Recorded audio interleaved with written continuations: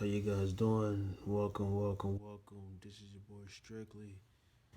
And whew, today marks the 20th anniversary of Aaliyah's death. And some of you guys may not know,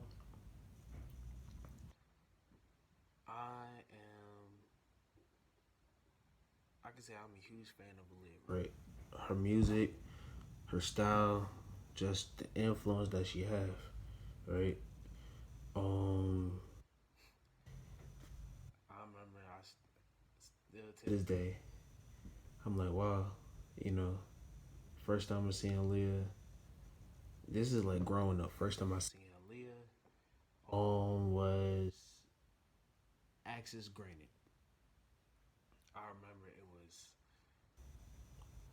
Access Granted, and they was doing some of you guys, some of you kids out there, some of you guys may not know or remember back when BET was BET, without all that bullshit that's now that's they trying to pervert it, but that's neither here or there. Access Granted was like taking you behind the scenes of the music videos. So first time I seen her was the Access Granted, and she was doing hers on Rock the Boat, and I'm like, man,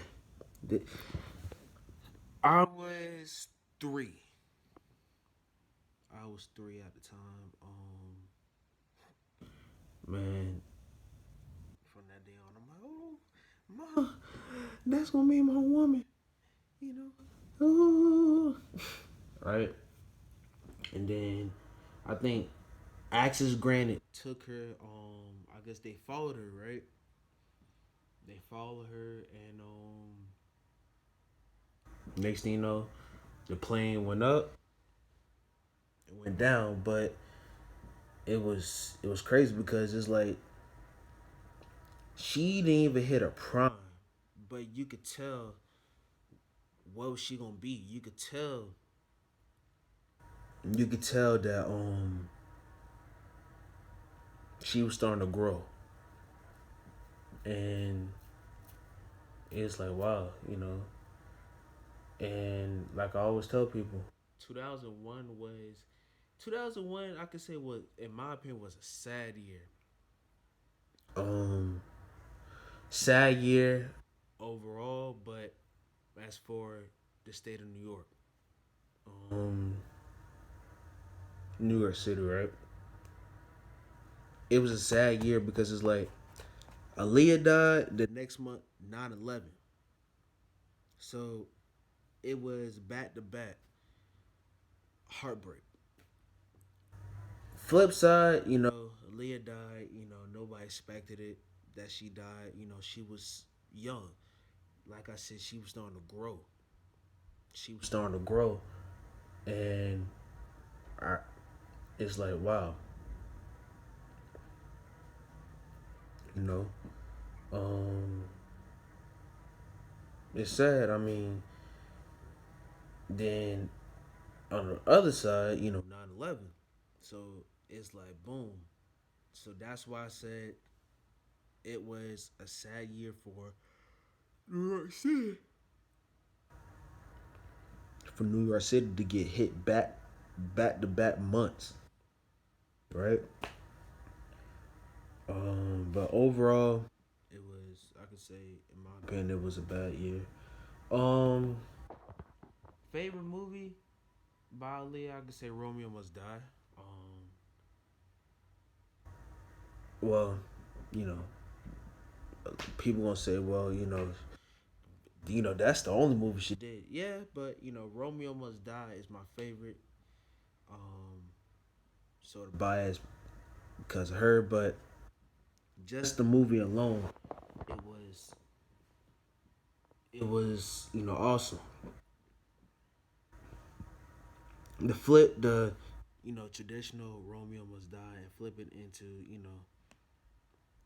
where Trish, Aaliyah was Juliet, and Jet Li was, Romeo. But the fact that they used two different crews, Black Side, brothers and sisters, and the Asians, you know, how, like in Hamlet, Romeo's and Juliet, how both sides did not get along. But Romeo and Juliet fell in love, right? Even in the movie, even though it wasn't like per se, but they even showed it. It wasn't like how they fell in love, but at the end, you could tell that they was feeling each other. In the beginning, it was wait a minute, it's not like Romeo and Juliet, but as you continue to watch, you can see why it's called Romeo Must Die. Um, her influence that she have, her creativity. Um, I like the group. I like the circle. I can't say the group. I like the circle. Timberland, Missy, Static, rest in peace. One of the most underrated, greatest songwriters of all time. Genuine. You know, all of them classic music. You know what I'm saying? Like Timberland with the beats, Missy with the production, Static with the songwriting, and Aaliyah with the voice. So it's like, man, it's crazy.